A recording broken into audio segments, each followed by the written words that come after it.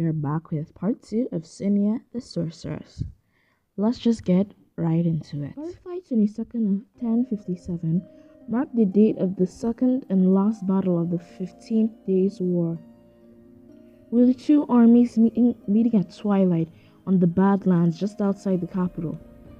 As both armies clashed, Ceunia confronted Valentine in a private showdown, the climax to all their previous skirmishes. It was an incredible visual performance involving every kind of magic, from simple glyphs to literal reality-altering spells, such as Ceunia throwing a black hole at Valentine, which dissolved into butterflies. While the full details of their confrontation diverged from report to report, there is a consensus that at some point Valentine would have stopped engaging, giving Ceunia an easy upper hand and knocking him down, putting him at the end of one of her spell rings. However, as their eyes locked, Ceunia's rage vanished and she hesitated, later confiding in her diary she didn't know why, but she just couldn't bring herself to go through. It was then that Valentine surprised her with a kiss, which Ceunia surprised herself even more by returning it. Blushing and flabbergasted, Ceunia would have asked Valentine what sick game he was playing, to which the lad replied he wasn't tricking her, and that he truly had developed feelings for her over all the times they met to battle, although they had denied it. With each encounter they had gotten closer, growing to like each other and the hate giving place to love. Yet as Ceunia realized her underlying feelings was about to lower her guard, one last question passed through her mind once again, raising her spell and tearfully asking why he had killed her mother. Visibly upset, Valentine confessed he would have never willingly done it, revealing it had been compelled by someone. This moment, countlessly recounted by romantic poems and tales throughout history, was interrupted by the arrival of Lilith, whom Valentine would have asked to order a retreat in order to properly negotiate peace. Yet Lilith scoffed by saying that wasn't part of her plan, before sticking a poisoned dagger in his chest and whispering, "Long live the king." Aghast, Ceunia tried to tend to Valentine's injury while Lilith disclosed the entirety of her plan. How she had been the one who set the fire that led to Ceunia to discover the grimoire, planted the hellfire in her room during St. Star's Day, compelled Valentine to shoot the arrow, was responsible for her own parents' deaths, all events leading up so she could become queen of the underworld. Sadistically laughing by commenting, some pieces had even moved by themselves. The last loose end in her twisted plan would have called the attention of the Lucitor army towards Ceunia's apparent attempt of murdering Valentine, who suddenly saw herself standing alone against the wrath of thousands of undead soldiers. It was then that, seeing no other choice, Ceunia took out her wand. There is no official record of what happened next, given the absence of witnesses. Had it not been for the existence of this biography and my accounts, perhaps it would never be known. As Ceunia performed a series of movements and conjured a spell ring, the sky turned to a purple hue and cracks began to form on the ground. She was soon joined by Valentine, who ignored her call to stay down and helped her by converging his magic with hers in order to further power the spell. Almost immediately, the cracks in the ground gave way to a rift that completely engulfed the soldiers into a pitch black puddle, trapping them and allowing Ceunia and her butterfly form to remove all of their life essence and light the sky, reportedly seen all the way from Clifford Bay, putting an end to the battle. As soon as victory was decreed by the butterfly side, Ceunia was tightly embraced by Valentine, who told her he knew she could do it. It was then that, without hesitating, Ceunia conjured a Lightbringer blade and plunged it into his heart. The real Valentine would never congratulate me for anything. The queen whispered to his ear, "Valentine." Then he disappeared into mist, dropping a dagger and leaving a lifeless Lilith in his place. In reality, Valentine lay just a few feet away, less alive than usual, unconscious and completely drained, incapable of regenerating himself. Ceunia later described using the remainder of her strength. Ceunia performed the mending aura spell, collapsing from exhaustion before seeing if she had been successful. It would be clear when Ceunia woke up in the cloth clinic a fortnight later, surrounded by her loved ones, and Valentine, according to Lord Trevin Cross, Her Majesty's first action was to ask about the Lord's whereabouts, unaware he had been standing by her side the whole time waiting for her to wake up, refusing to leave. What would have been an interesting reunion was interrupted by the arrival of the Magic High Commission, who demanded to speak with Ceunia. In a private conversation, the commission confronted Ceunia about her actions, saying there would be serious consequences to her use of forbidden magic. Effectively, Ceunia wouldn't have noticed the dark veins in her arms until they were mentioned, immediately feeling them itch and being short of breath. Nevertheless, upon reflecting and composing herself, it was her who reprimanded her accusers. There's no such thing as inherently evil magic. Magic is but a tool used by the caster, and only as harmful as the sorcerer intends it to be. Pure magic can be used for evil, just like dark magic can be used for good, which is what I did. If you can accept it, then perhaps it's time you reevaluate how you look at the very thing you're supposed to regulate and stop trying to put labels on every changing element of the universe," she said, leaving the commission without a response. When asked if she would at least use gloves to cover her veins, Ceunia refused, claiming she wouldn't hide something she wasn't ashamed of, and that those were her choices, and she would have to live with them. Many claim Ceunia would have kept using dark magic in secret, though the veracity of these rumors remains unknown. After fully recovering, Ceunia was publicly pardoned by Valentine in what was his official act as King Lucitor, formally putting an end to the 15 Days' War. In addition to a public apology to both nations and having to compensate for the war's costs, Ceunia implemented a protective enchantment on Lucitor Castle to keep anyone from repeating her mistakes and stealing Hellfire.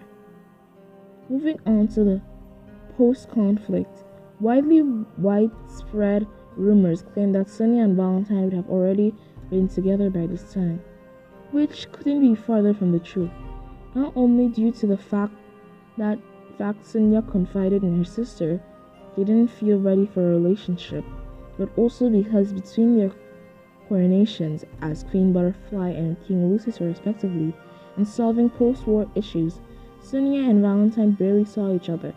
It wasn't until they got adjusted to their duties that they began finding loopholes in their schedules, sometimes even using illusions and decoys to evade them altogether and meet in secret.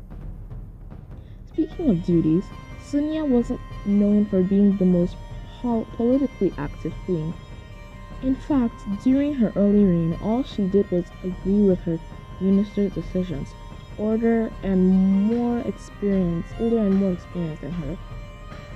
In an attempt to not only make up for the 15 Days' War, seen at the time as an embarrassment in courts, but also to slowly rebuild her public image as a monarch who knew what she was doing, one of her only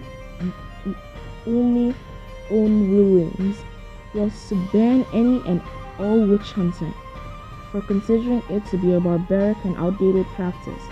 A law that was passed by just months later after the war ended and adopted by many surrounding kingdoms. Anyway, back to her and Valentine's escapades. While the most romantic claim this was the profess to their undying love for each other, it still wasn't quite accurate.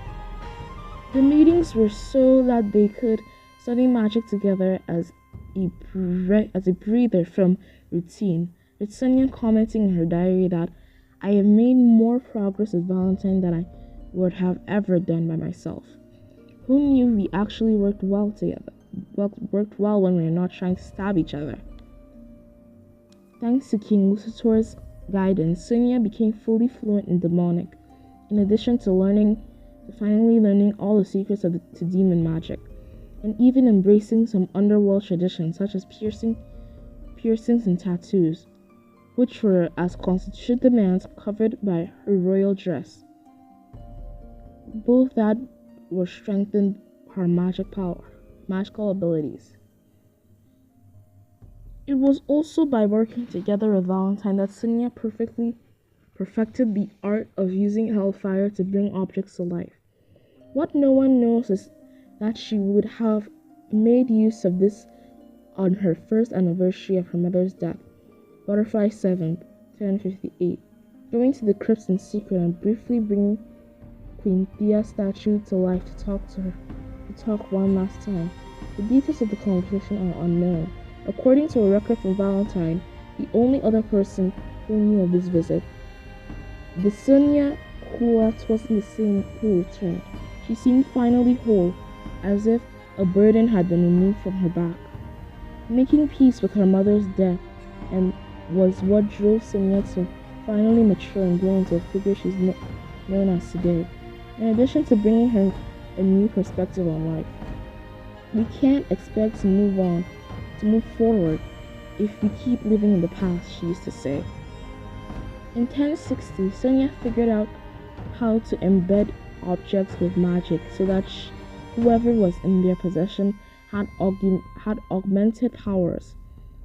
In addition to offering each of the great families a piece of magic jewelry for their help in her reign, Ceunia founded the Grand Sorcerer's Order, popularly known as the Moon Knights, a group of the 7 most powerful mages in Uni who oversee magic usage in the dimension and ensure its balance, with none of its laws being broken. Each member possesses a magic ring that linked them. Both Ceunia and Valentine were part of the original order. The only evidence that refutes the common belief it was composed of legendary members. Regardless, Ceunia was far from being done with her magic studies. In fact, the years between 1061 and 1063 were the most active period in her research. She underlined the connection between emotion and magic, writing in her old diary notebook that spells performed under positive emotion are far more effective. Additionally, she took several trips to the realm of magic in order to closely examine and study it, while being careful not to contaminate it, to the point that she grew to be in tune with it, decreeing it as a sacred place and ultimately creating a safeguarding curse to ensure it wasn't invaded by forces of evil. She joined the Magic High Commission shortly after, her role being to oversee the relations between humans and magic. In any case, magic wasn't the only thing that Ceunia made progress in. In early 1064, Ceunia announced her engagement with Valentine, a decision that seemingly came out of nowhere but had in fact a history of dating years prior. All the time we spent studying together, we not only found out a lot about magic but a lot about each other, Ceunia reports in her diary. Queen Butterfly and King Lucitor would become increasingly close, to the point of beginning a courtship sometime in 1062, a date that remains unknown due to the pair agreeing on its secrecy to avoid public attention. However, when her ministers began pressuring her to find a husband after her 27th anniversary, Ceunia would have decided to advance with the marriage to Valentine. Yet her council wasn't exactly supportive of the news, with Lady Nefertstone even commenting that all the new men in Butterfly Kingdom, she had to fall in love with a foreigner. Her ministers would have reportedly told her that to find another suitor, not only pointing out the difficult logistics of keeping each government separate following her marriage to King Lucifer and fearing a loss of independence, but also bringing up Polaria's law, which prevented her from Cenia's reaction to the criticism of her council. She revoked Polaria's law, claiming she'd find a way to make it work for both parties. The marriage ended up advancing either way, taking place on the last day of spring and first day of summer of 1064. To this day, Ceunia remains the only queen butterfly to have two weddings, one following butterfly tradition and another in accordance to Lucifer culture. However, Ceunia soon realized her ministers were right, as the first few weeks as a married couple were a nightmare. In addition to signing a dozen new laws in the Treaty of Blood that guaranteed each kingdom's independence, even while being married, with Valentine not even receiving the title of King Butterfly Consort and simply being referred to as King Lucifer in official documents, it was agreed that the butterfly throne would be given to the first offspring of the couple, while the Lucifer crown was to be inherited by their second and last child, regardless of gender. Furthermore, each child and their descendants wouldn't fundamentally lose the right to the other crown, ensuring there would be no wars based on blood claims between both kingdoms.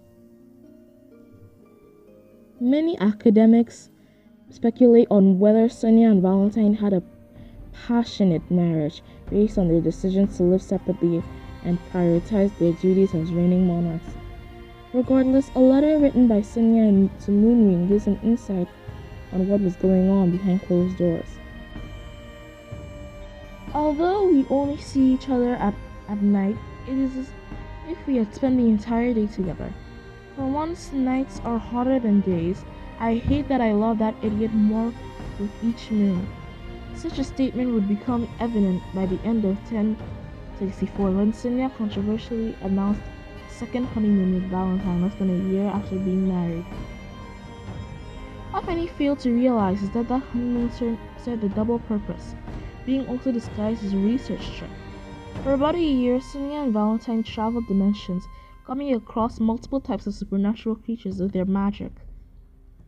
These beings included elves, fairies, wolves, vampires, and even ghosts, all of them with their own kind of magic, runes and glyphs. Carefully studied by the couple and gathered in a notebook, which eventually became a published volume. Ceunia returned from the trip not only fluent in over 15 languages and carrying precious information on the various kinds of magic in the universe, but also a child, which alone compensated for her long absence in the eyes of the Butterfly Kingdom. Princess Astrida Butterfly was born in 1066, a birth equally celebrated by the butterflies and Lucifer people. There would be even more reason to celebrate with the announcement of Cenia's second pregnancy.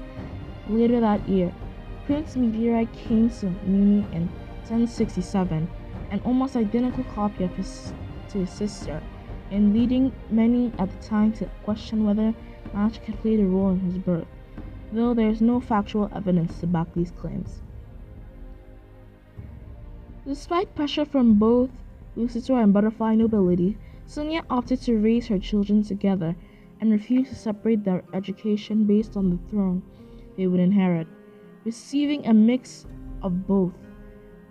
That being said, the following years were spent between the Lucifer and butterfly castles, with the queen performing duties such as council meetings via miracle when in the Lucifer kingdom, yet the separation of her children would become a reality in 1074, when Princess Astrida asked to be enrolled in a naval school. shortly after King Father Huxley passed away from an aneurysm. In 1080, Ceunia passed the wand to Astraea. Not long after, the first rumors that the Queen's health was deteriorating began to surface among royal servants. Reports of Ceunia complaining of pain in her wrist began to increase, along with some respiratory difficulties at night, according to King Valentine. It would become clear her health had worsened after she collapsed amid a council meeting. The scars in her arms began to reach her shoulders. In a personal record, Ceunia reveals she was aware it was inevitable. I always knew as soon as I gave up the wand, it would only be a matter of time before the dark magic infection caught up to me. I just wish I had longer, she wrote. As such, Ceunia applied herself the same rune spell she had used on her mother, delaying the infection and buying her more time with her family. Ceunia reigned up to 1085, when Astraea ascended the throne following her marriage to Baron Waterson. She would still serve as Queen Regent during her daughter's expeditions, in addition to continuing her studies and spending more time with Valentine, who wouldn't abdicate to Meteorite until 1087. She still lived to see the birth of Astraea's only child, Spectra, in 1098, ensuring the rune's effects was still active so she could help raising her granddaughter, who would often come to her for advice. If Ceunia would have lived as long without the use of runes remains a highly debated subject amongst historians. However, tragedy would strike in 1114, when Queen Astraea was declared missing and presumably dead after her ship mysteriously never returned from what was supposed to be her last voyage. Ceunia was never able to recover from her daughter's death.